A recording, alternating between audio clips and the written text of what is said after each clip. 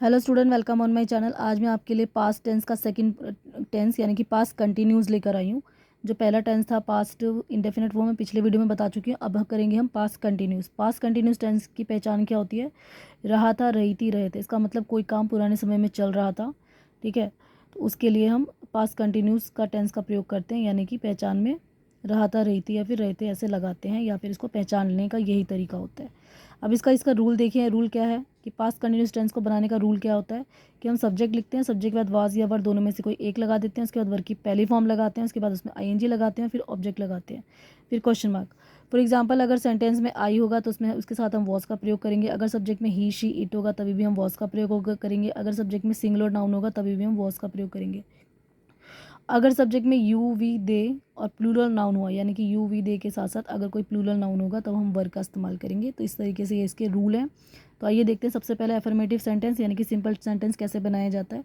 जैसे सीता सो रही थी तो हम बोलेंगे Sita was sleeping. Sita singular noun है, इसके इसीलिए इसके साथ हम वॉज लगाएंगे। फिर इसका स्लीप लिखेंगे सोने के लिए, और फिर उसमें आईएनजी जोड़ देंगे तो स्लीपिंग, तो सीता वॉज स्लीपिंग आ जाएगा। सुरेश क्रिकेट खेल रहा था तो पहले सुरेश लिखेंगे। सुरेश क्योंकि सिंगुलर नाउन है तो इसके साथ वॉज का इस्तेमाल करेंगे। सुरेश वॉज, उसके बाद खेलने के लिए प्लेइंग, और फिर क्रिकेट। वे फिल्म देख रहे थे तो वे के लिए दे आ जाएगा, और फिल्म है यहाँ पे क्योंकि यानी सब्जेक्ट में पहले दे है तो दे के साथ पहले हेल्पिंग वर्ब लगा लेंगे, क्योंकि दे के साथ वर्ब का इस्तेमाल होता है। उसके बाद यहाँ पे देखने के लिए वॉच लिखेंगे, उसमें आईएनजी जोड़ देंगे वॉचिंग, और फिर लिखेंगे फिल्म।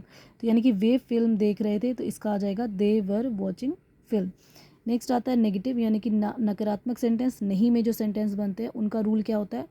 तो नेगेटिव सेंटेंस बनाने का रूल होता है पहले सब्जेक्ट लिखते हैं, फिर वाज या वर्ड दोनों में से कोई एक लगा देते हैं, फिर नॉट लगाते हैं, और उसके बाद वर्ब की पहली फॉर्म लगाते हैं, फिर उसमें आईएनजी जोड़ देते हैं, फिर ऑब्जेक्ट लिखते हैं, फिर फुल स्टॉप लगा देते हैं। फॉर एग्जांपल, पिताजी अखबार नहीं पढ़ रहे थे तो पहले आएगा फादर। फादर सिंगुलर नाउन है तो इसके साथ वाज लगेगा, फादर वाज, उसके बाद नॉट आएगा। फिर रीडिंग, रीड का रीड की फॉर्म में आईएनजी लगा देंगे, रीड पहली फॉर्म होती है उसमें आईएनजी जोड़ देंगे तो रीडिंग आ जाएगा। फिर न्यूज़पेपर, तो father was not reading newspaper.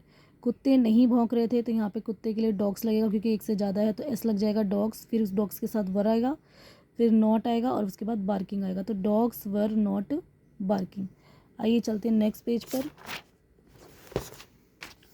Next है इंटेरोगेटिव। इंटेरोगेटिव यानी कि क्वेश्चन वाले सेंटेंस। क्वेश्चन वाले सेंटेंस को हम कैसे बनाते हैं, इसका रूल क्या होता है? इसमें रूल होता है पहले वाज या वर्ड दोनों में से कोई एक लग जाएगा, उसके बाद सब्जेक्ट आएगा, और फिर उसके बाद वर्ब की पहली फॉर्म आएगी, और फिर आईएनजी लगेगी, फिर उसके बाद ऑब्जेक्ट लगेगा, देन क्वेश्चन मार्क आएगा। जैसे कि एग्जांपल के तौर पे, क्या हम छुप रहे थे?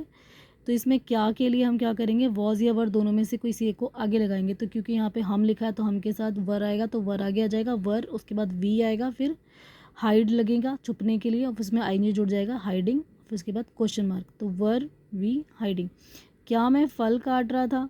तो पहले वॉज आएगा, क्योंकि मैं यहाँ पे सब्जेक्ट में आई है, आई के साथ वॉज लगता है तो यहाँ पे वॉज आगे आएगा, फिर आई, फिर कटिंग फ्रूट्स, उसके बाद क्वेश्चन मार्क।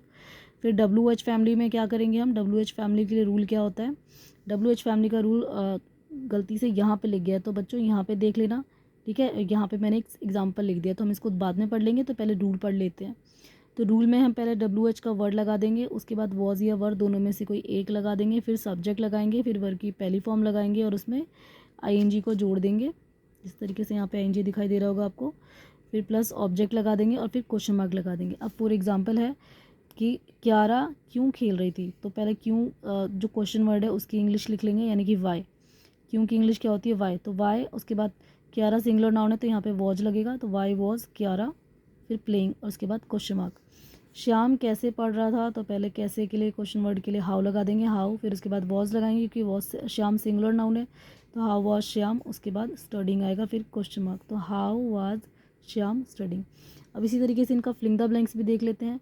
जो पास कंटिन्यूज है इसका फिलिंग द ब्लैंक्स भी आता है एग्जाम्स में, तो किस तरीके से आता है, जैसे कि द ओल्ड मैन डैश, और ब्रैकेट में यहाँ पे ईट लिखा है और यहाँ पे मैंगो लिखा है, तो हमें टेंस की पहचान करनी है कि ये टेंस कौन सा टाइप का है, ठीक है। तो यहाँ पे ब्रैकेट में ईट लिखा है तो हम क्योंकि पास कंटिन्यूस का कर रहे हैं तो इसका मतलब कंटिन्यूस का रूल क्या होता है कि सब्जेक्ट के बाद वॉज लग के फिर वर्ब की फॉर्म में आईएनजी जुड़ जाता है। तो हम यहाँ पे सब्जेक्ट देख लेंगे पहले।